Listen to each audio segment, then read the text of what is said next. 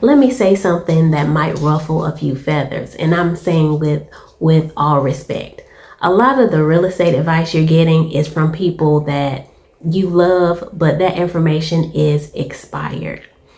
Not because they're dumb, not because they've meant harm, but because real estate changes and most advice doesn't age well. So think your parents, your auntie, your coworker who bought a house back in the day. They're speaking from their market with their rules and their conditions. And if you try to apply yesterday's strategy to today's market, you're going to feel confused, frustrated, and stuck, wondering why things aren't working the way you were promised they would work.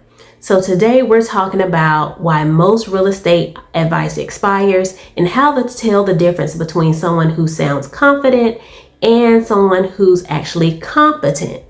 That distinction will save you time, money, and stress. So here's the truth that nobody likes to say out loud. Real estate is not timeless. It's situational. Of course, we know that interest rates change, loan programs change, neighborhoods change, the inventory changes, buyer competition changes. So advice like never pay asking price, you have to put 20% down, just wait it out, prices always come down. That advice is good, but that advice might have been excellent in the market that they bought in. But strategies only work when they match the current conditions. What worked in a buyer's market can absolutely fail in a seller's market.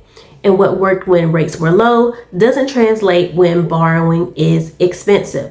What was a bad area 10 years ago might be the most strategic place to buy today.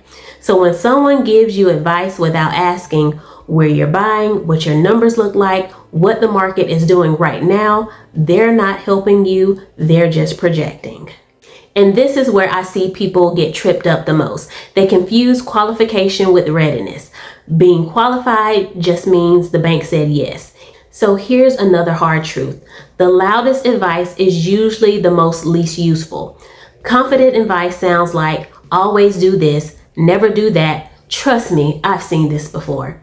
Competent advice sounds quieter. It asks questions, it explains trade-offs, it adjusts based on the location, the timing, and of course your goals. Competent people don't rush you, they don't oversimplify, they don't make universal promises, they help you understand why something works, not just what to do. So when you're deciding who to listen to, whether it's an agent, a lender, or a well-meaning relative, pay attention to these things. Do they ask more questions than they give commands? Do they reference current conditions instead of old stories? Do they personalize guidance instead of handing out rules? That's competence. Everything else is just confidence with a microphone. So here's the truth in love. Advice that isn't current, local, and tailored to you will keep you stuck, no matter how confident it sounds. Preparation beats opinions every time, and competence beats confidence every time. And the moment you stop outsourcing your decisions to outdated advice, you start moving with peace instead of pressure.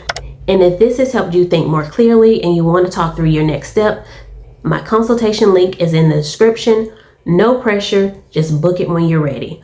But let me know if you've ever been given real estate advice that just didn't sit right with you, but you just couldn't understand why. I want to see your comments so we can talk about it without judgment. And if this series is helping you think more clearly instead of emotionally, make sure you're subscribed. Remember, this is foundational work and foundations matter. Take care.